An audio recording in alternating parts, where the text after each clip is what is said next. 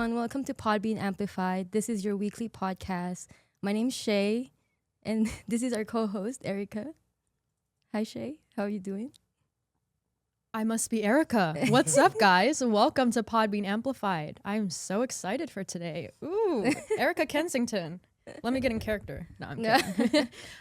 I'm Shae, your host. Ericka is also a host. Hello. This is Podbean Amplified. How are you doing today? I'm doing good. How was your weekend?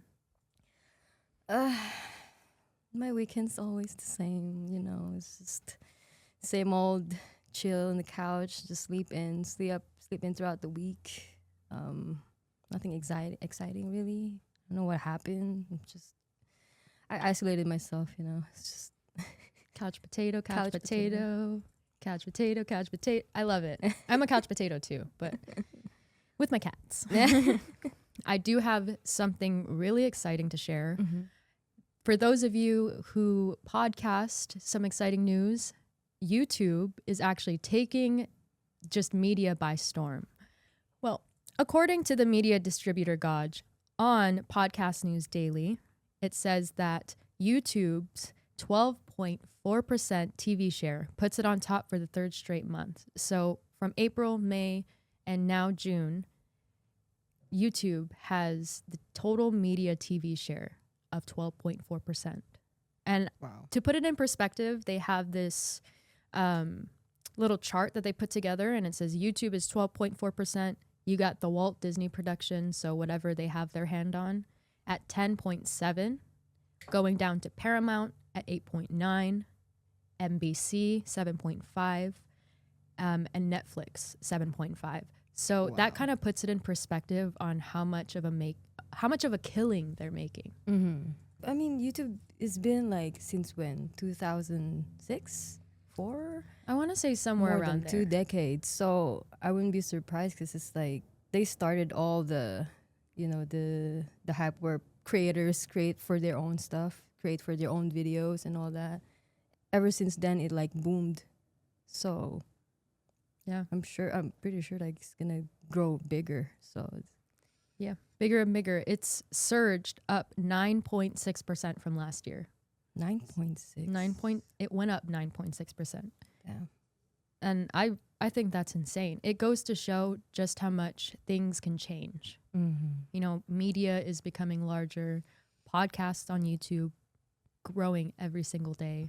And I'm not surprised that, you know, people are leaning more towards their phone or something that they can interchange between their phone and their TV. Very instant too for phones like that. Yeah.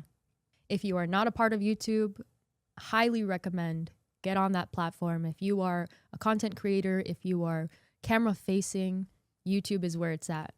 Not just social media, not just Instagram, not just TikTok, but YouTube. And a little plug for Podbean. We just so happen to distribute very easily to them. Oh, that's right. Yeah, I set up my podcast and my account, and I got approved, and I set up my account. I was on YouTube within like 4 hours. In 4 hours. Like I submitted, took me maybe 5 minutes, and within 4 hours I got an email like, oh, hey, accept your thing on YouTube because you actually have a channel now. That's so really easy. Yeah. super Our easy. podcast is gonna be on YouTube. It's on YouTube, so there you have it. Yep. We're walking the walk, not just talking the talk. Exactly. Well, for more, I would say different type of news, I want to swing into this segment with a beautiful lady who has a Netflix show. A lot of people know about it. Maybe you don't. And if you don't, that is perfectly fine in my book because I barely know about it. That sounds really bad. No, I know a lot about the show. However, I am not a fan of it. Oh, okay. I see what you mean. It's okay. With love, Megan. Oh, Megan. Yeah, I'll show the video. Anyone in the world knows that Meghan Markle has eaten Jack in the Box and so loves funny it. too that you keep saying Meghan Markle. You know I'm Sussex now. I don't think it's Oh, wow. His reaction, the screaming, the horror, the secondhand embarrassment I felt for that woman. Right. Yeah, and they published that. That's already edited. Went through like, you know, a production approved. That's the So I watched a little bit of the show, specifically that episode, just to get a little more context. Obviously, don't judge right away. That's something I'd like to try my hardest at. Don't judge a book by its cover. And so I needed some context. I needed to know what happened in that episode and why she was a little bit snippy. And for a little bit of context, Mindy Kaling is her friend. I mean, they've known each other for a while, and what she, with Love Megan, if you don't know, is a home style, very high production cooking show. Like a Martha Stewart. I would say it's giving Martha Stewart Martha vibe. Stewart vibe. It's giving uncomfortably put together. Oh. Like, it's just, I don't know. I feel like you would go into a Macy's and then, you know, they have like a kitchen all set up and maybe they have one of those actresses that are pretending to cook to showcase how cute the kitchen looks. Oh, okay. Like the That mom. is that is the vibe I'm getting for that show? from that show With Megan? with Love Megan. Oh.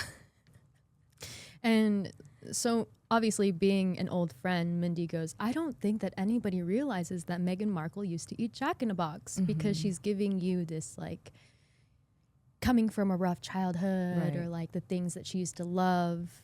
And I think she's really just trying to pull on the heartstrings of people, just trying to relate to them. And then I see what you she mean, snaps back and she's like, actually, I'm Sussex now. That's crazy. And then she goes after explaining, like, you know, when you share a last name, when you have kids and you share a last name with your kids, it's such a beautiful thing in the world. It's the most beautiful thing in the world. I believe it. It is one of the most beautiful things in the world to have a child. But girl, let's be real. Just a couple years ago, you were bashing on the family. You were smearing their name. You were not a part of it. And all of a sudden, it's crazy because I'm Sussex now. And you didn't know. Oh my God. Like, yeah. it's just very pretentious. I feel like it was so scripted. And even the producers, I put that on them. Like, you made her look very pretentious, even if that wasn't the intention. You think she wasn't being authentic in the show? Or It that's her? Or It looked uncomfortable. She looked very uncomfortable. If I were to say, if that lady in that show had just had zero personality, I'm so sorry. It was just like pretentious, came off very like I don't know what her whole intention of the show was, but I think it came off flat. And I think that's what a lot of critics, I would say, are talking about and saying. I mean, you could have corrected her politely. right. You know, instead of being so passive aggressive like us women love to do when there's tension. Yeah. I mean, if she came off another way and was saying, you know, I do believe that people address me as Meghan Markle now, but I would love to be called Sussex, and that would give it better context. You know, I love, you know, having kids, and the moment they were born with the Sussex last name, that was something I wanted to take over. That would have been more vulnerable. It would have been more genuine. More, yeah. But for that her is to true. be semi-offended and snappy and like, that's crazy because you know I'm Sussex now. Right. She didn't even like address that comment about the jacket. I know that Mindy's trying to like, you know, reminisce like a good memories, you know. But then she's just like, I don't want that part of my life. She was trying to make her relatable, which is crazy. That comment was like, I don't know. A lot of people at home didn't know the fact that you eat Jack in a Box. It's like making her human. Exactly. And then she took that moment to make her not human. And she was just, well, I'm Sussex now. Like, okay, Abby. okay, Queen. Meghan Markle of Sussex. But, you know. That's crazy. I mean, are you just like, still gonna be able to watch the rest of the show, or? Oh no, baby. I watched it for purely research purposes. Just and I research. turned it off as soon as I had enough. Did you finish the entire show? No. Oh, okay. Listen. I'm not going to be the one or the voice to persuade you or dissuade you from watching the show. Watch the show. Tell me what you think. Could she have done a better job at being more genuine? Does it come off as disingenuous? Am I reading the stars wrong? Am I just projecting? No, I'm kidding. I'm being analytical. And I'm saying if I were Mindy Kaling, I would have been like, okay, Miss Sussex. You know? I wonder though. She just stood there and was like, all right. I mean, because the cameras were rolling. Right. But it's like, Megan, the cameras are rolling. Be nice. Right, yeah. This is your show. You're trying to show the public who you are by having these intimate kitchen talks. So is she really addressed as Sussex or Merkel?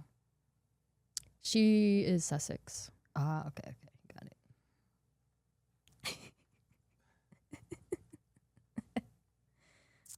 All right, party people, getting into the software highlight, the Podbean software highlight, my favorite.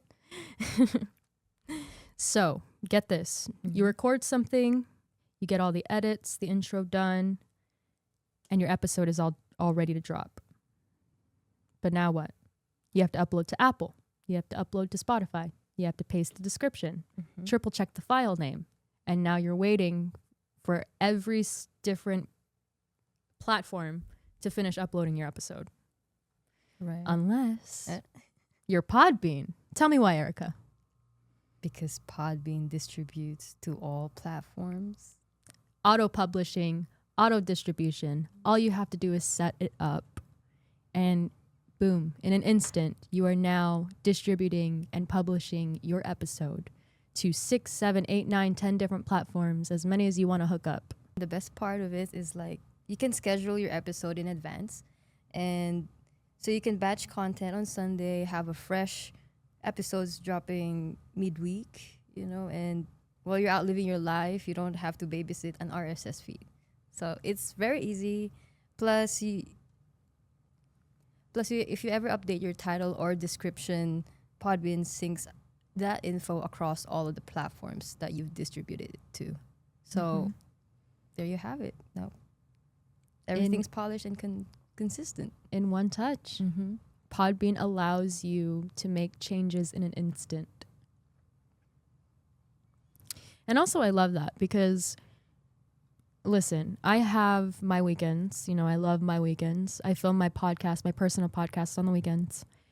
But I don't want to be sitting down by my computer waiting for my thing to be distributing and uploading and making sure everything's okay across all platforms. Right, yeah. When I use Podbean, girl, I filmed 4 episodes, scheduled it on the Sunday, and now I'm chilling for a month. All I have to worry about is interviews or maybe scheduling an interview. But I'm a month ahead. Yeah. Oh, wow. How long? A month ahead. It took me, 4 episodes times maybe 5 minutes a piece, just making sure the titles and descriptions are correct. But because I host with Podbean, goes to all the platforms, it's all set up, and I scheduled it. So once it uploads, it'll upload across all platforms at the same time. It's fairly easy. Super easy. And I'm telling you from experience now. I can confidently say, like, these are the things that I'm doing, and I find it so easy, so manageable. It's almost like, why didn't you start a podcast sooner? I'm being realistic. Bleep that out. Yeah, but like, I think it would be funny. It's easier than you think. Boop. Why didn't you start a podcast sooner? Yeah. It's just in hindsight, like with a terrible ex, why didn't I leave his ass sooner? Why didn't I start my podcast sooner? A lot of people that probably doesn't know about Podbean, so they didn't know about that. Of course, here we are going into our favorite segment, the guest portion, where we tap into the minds of creatives, people in the industry, and just anyone really that knows about podcasting and media. So we have a very special guest from JLab Audio, introducing Miss Terra Teat. Welcome. Welcome. Hello. Thanks, guys. Great to be here. Yes, thank you for saving some time for us with your busy schedule. My pleasure. But starting off, Terra, obviously you've had a very impressive career in marketing. Can you share how you started in the industry and how it's led you to become JLab's Chief Marketing Officer? Yeah, I kind of look at my career in two phases. The early phase, first half of my career was in golf, in the golf space. I was at Cobra Golf, Puma Golf, and so that was an incredible place to, an industry too that was super competitive. So lots of different elements of marketing. Being in one of the challenger brands within the golf space, it was fun to see how we functioned and tried to do more with less. And so it was just an incredible place to to grow up in marketing where you touch, in store and product marketing and awareness and different ways you can grow the brand within that hyper competitive space. And then the last 10 years, a little over 10 years, I've been at JLab, transitioning from the golf industry to consumer electronics. Some great similarities there, but it's been super fun to start at a brand that needed developed and be able to add elements and continually kind of grow and take things from my learnings in the golf world and then apply them at JLab. And then, with any marketing, you kind of have to just keep up with the world. So many changes during 20 years in marketing. So, it's not the same that it was 20 years ago. Oh, absolutely. So could you share with us briefly your biggest challenges and then maybe a proud moment that you had? Toot your horn, because you've been in the industry for a long time and marketing is a big feat. It's hard, it's ever changing. I think for me personally, like patience has been a challenge. Early in your career, you want to do more, you want to learn more, and so I think patience was challenging for me, just waiting, learning, and then as I got into JLab, it was a little different type of patience. It was like patience for growing a brand where you don't see results immediately. It's always baby steps or new programs that you learn from and you continue to evolve. So, growing a new brand, not so much anymore, but, 10 years ago was, budget was always a challenge, and finding ways to compete with bigger brands is always a challenge, but also kind of fun and rewarding. Amazing. Yes. JLab has made waves of by offering high quality audio at an accessible price point. So what's the strategy between or behind the value driven approach for this? Yeah. We saw, and it's more kind of our CEO, when Kramer, who saw, hey, there's this industry, and we believe that many brands overcharge for audio and products. You don't need to pay $300 for a headphone to get something really great. And he talks about growing up and not being able to afford nice headphones. And in fact, I heard it recently at a sports marketing conference where a football player, an NFL player, said, I only wanted to work with this brand because I really wanted it when I was younger and I couldn't afford it. And, it was one of our competitors, but when he made it, they signed him, of course. And I thought that's kind of sad that he's promoting a brand he couldn't afford when he was younger. And I think it's a great place. There's a great opportunity in the market to be a cool brand, but also still have things that people can afford. And we also saw the opportunity to give people choice too, because I think right now, especially in earbuds, there's that everybody uses, but many don't even think or know that, hey, you can get an earbud that will stay in when you're running or won't fall out, or if you lose it, you don't have to pay $200 to get a new one. So there's just a great opportunity in the market to challenge some of these brands to do better, and if not, give customers a choice. Yeah, I love that. And as a company who's quality driven as well as price point driven, I really appreciate that. And congratulations, because I was reading a couple of articles. You guys are the leading, you guys have the leading earbuds for best quality under $100. Wow.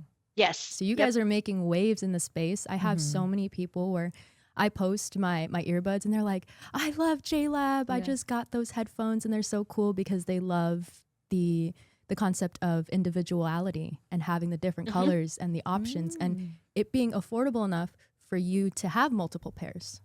Match it with your clothes. Everything is so aesthetic now. So the way that your guys' marketing and, getting into the consumer's mind and really delivering, I love so much. That's super fun to see too when people discover JLab. They try, a lot, or one of our most popular models is the Go Pop. and that's a very affordable in-ear earbud. And they're like, I can't believe how long the battery is. I can't believe I can change the EQ settings. There's so many things that the price is so, we call it surprisingly awesome value, and people are usually surprised and delighted, I guess, when they get their products, and they outperform. You mentioned earlier that the times are changing. We at Podbean have not struggled with, but it's been a hump that we need to get over with the Gen Z marketing going on now. So obviously, how has your marketing strategy evolved as Gen Z and younger audiences have been more influential in the tech industry? Also, what is your approach to leading and inspiring a creative, performance-driven team? I mean, it starts with people. We have an incredible group of people. Some of them are Gen Z, some of them aren't, but it's really like tuning into the ones that are passionate about marketing, that keep up with the trends. Even though I try to tell my kids I'm cool, I know I'm not like cool and up with everything. So we definitely lean into the team members that really have their pulse on things. And then it's also just kind of keeping up with general marketing, reading newsletters. I think TikTok is a great example of where we've really leaned in. Our social media coordinator, Emma, hopefully she'll watch this someday, but she does an incredible job of like listening to what's working and listening to customers on there, and testing and trying new content. And she's got the support from us as leaders to say, hey, try new stuff and spend your time doing this, so that she can learn and know what's working. And then not specifically on the marketing team, but our ecom team has really leaned into TikTok, TikTok Shop, and talking to affiliates and creators on TikTok. And, we've really invested and leaned into giving them products and letting them create content. So that's one area where, we're generally, because we're so innovative, I think, not just on the product side, but on the marketing side, where we want to test something and see how it learns, or see what we can learn and what works. It's just kind of part of encouraging people to even fail too. If a program doesn't work, hey, we tried it. What did we learn from it? Let's try something else. It's just kind of part of, I don't think there's any statement that says this is what we have to do, but because we encourage people to try new things, I think it helps for them to feel they have the ability to test and try and fail. Yeah. Shout out Emma. Yeah. Yeah. Ooh, Emma. To Emma. So you've recently launched the From the Lab to the Court NIL campaign. What inspired it, and what impact have you seen so far? Yeah, so this is kind of the second round of an NIL campaign that we've tried. So From the Lab to the Court is our basketball, both men's and women's program. Early, about, I don't know, a little pre-football season, I guess, college football season, we kicked off our From the Lab to the Field campaign, which was focused on college football, where we signed some prominent athletes from big schools, and did some incredible content with them. We kind of had a hype reel that put them all together. And so that was our first big campaign. We had great results from that. Mostly within, I think where we found great success was when we leaned into the content by school. And so, for instance, Ohio State quarterback Will Howard, he was one of our athletes, and he did a lot of great content. He wore his headphones. He was always seen walking onto the bus, and other even media interviews, he'd have them around his neck. So that was a great way for us to lean in. We did some more localized advertising where we'd promote his content to Ohio State fans. And that's where we saw incredible results across all of our different schools.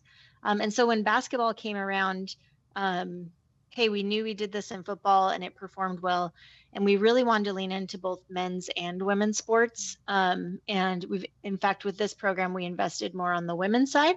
which I was excited as a former college athlete and just wanting to kind of even the playing field and invest in as much in women's sports as we were in men's. So, we found an incredible athlete, Haley Van Lith, graduated from TCU and is now in the WNBA. But she was kind of like the lead in that that overall program that featured both men's and women's athletes, and her reach was more national. It was less focused on her school. So you kind of learn where each athlete's strengths are and lean into them. But yeah, we were really happy to both elevate men's and women's basketball in college and some of those players we worked with. The trial and error portion, you guys took a chance, and now Mm-hmm. you guys represent or have a WNBA athlete representing your company. And so that is incredible, because through there, it's just, it's such creative and out of the box marketing, and right in front of your face, like right there, you watch these athletes, so many people follow them, they aspire to be like them. So now you're tapping into not only the young basketball athletes who look up to her, you're tapping into her fans from the WNBA or the fans that have followed her from TCU. And there's an element to being so public facing that when you have like earbuds, you have something that you're promoting or a brand that represents you, people want a piece of that. They want like, Haley Van Lith, she has those headphones. I need those headphones. Just because of the athletes, yes. So it's super creative, and I love it. Pretty good, yeah. Obviously, we are a podcast encouraging podcasters. What piece of advice would you give to a podcaster when it comes to marketing themselves? And also, could you give us a recommendation for tech from JLab that you would feel would work well with a podcast, or maybe your favorite thing?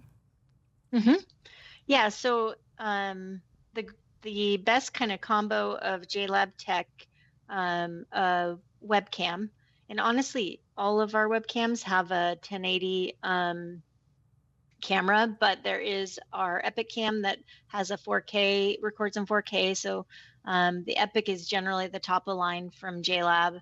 A microphone, so the Epic microphone is probably the best option for recording. You've got different settings depending on how you're recording, and then a headset. So you can generally, because we have, you see the variety of products that we have, we lean into what's most comfortable for you. But I think the Epic Lux headphones are probably the best, most comfortable headphones. So those are kind of the main product recommendations for someone who needs a podcasting setup. As far as marketing yourselves, gosh, I know it's always changing. I think, I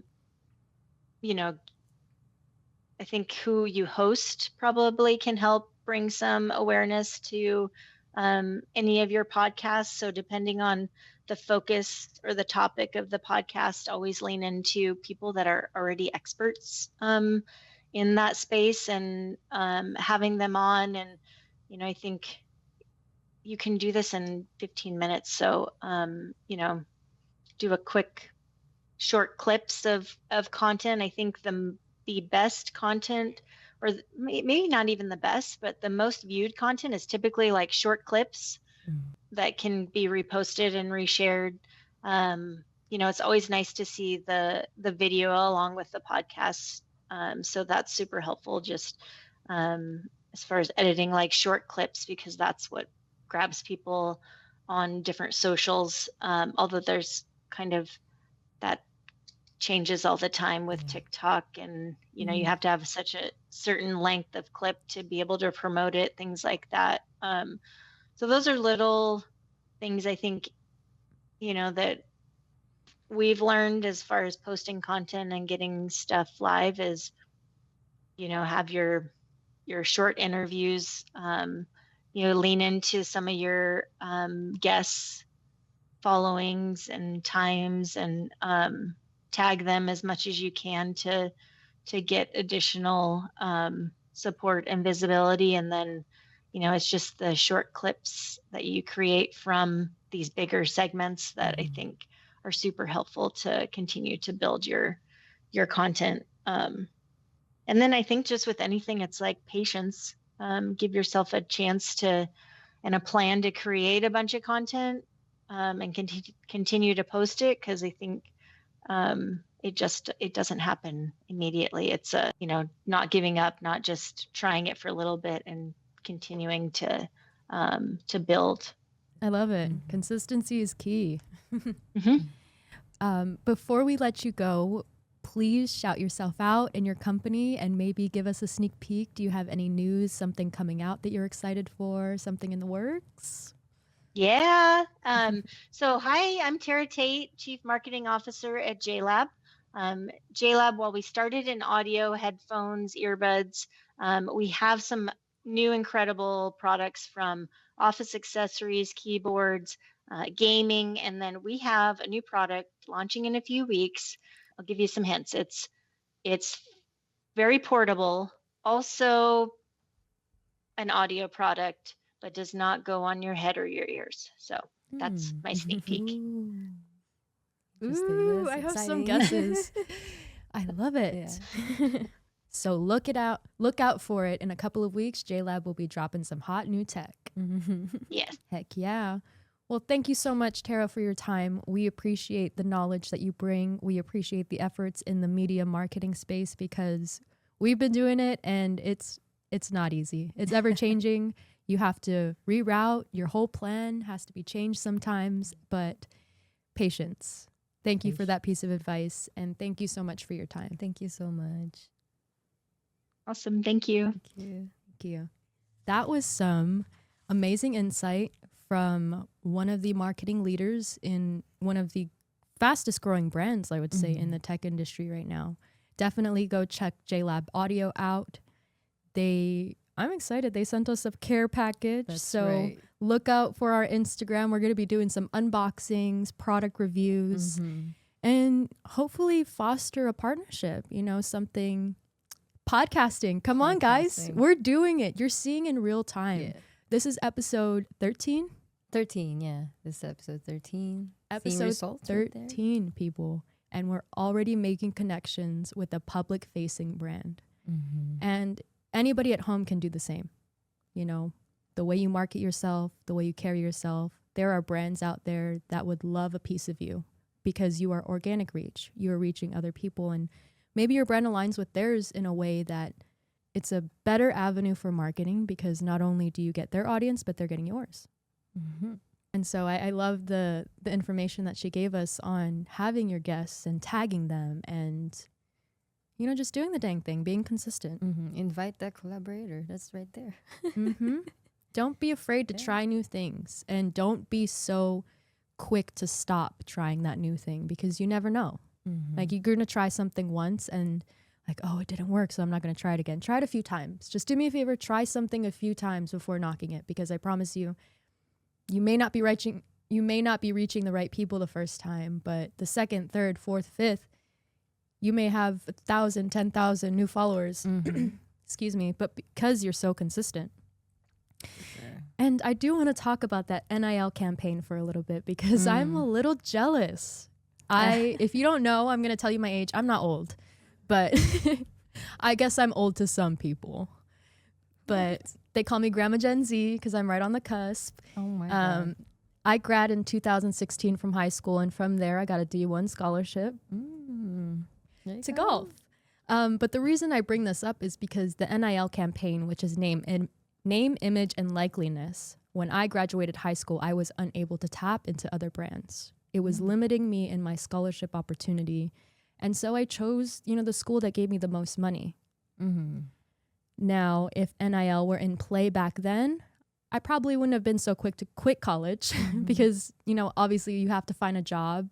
Bills are expensive. Right. But had I had those partnerships and those deals where now people are getting, I wouldn't say people, young athletes, 18, 19, 20, 21 years old, are getting paid 6 figures to go to school, to do what they love. And I love that. You know, I'm a little bit envious, but I love that times are changing and I love that there's opportunity. You know, my brother, he's just graduating high school now. And I'm proud of him. You know, he's getting paid to go to college. He's going to get paid to go to college. And that's the only thing you can hope, right? Is if it didn't happen for me, at least it's changing and happening. Yeah. That's really cool for JLab. That's very innovative for them to do that. You know, it's helping people, budget-friendly prices for their stuff, you know. It's so smart. I mean, you're tapping into young kids. Yeah. And using their likeliness. And I'm not saying using as a derogatory term. I'm saying it's smart marketing because you are investing.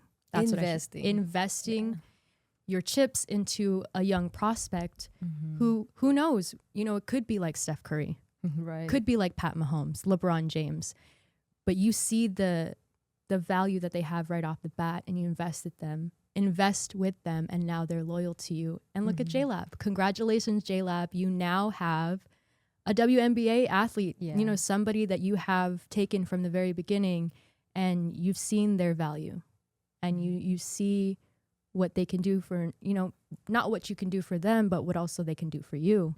And now they are nationwide. You know, every Hailey Van Lith fan, myself included, you know, is looking at JLab like, wow, JLab. And she also does LaCroix. So you're looking at LaCroix like, oh. So yeah, good for them. That's very good support. And that was a big guest. I don't think you guys understand. I'm on cloud 9 right now. Yeah. This is a tech company, baby. This is why we are doing this. It's been real. It's been fun. It's been real fun. But up until I like that. It's been real. It's been fun. It's been real fun. But until next time, the fun is going to continue behind the cameras, and we will see you back fresh next week for another episode. See ya.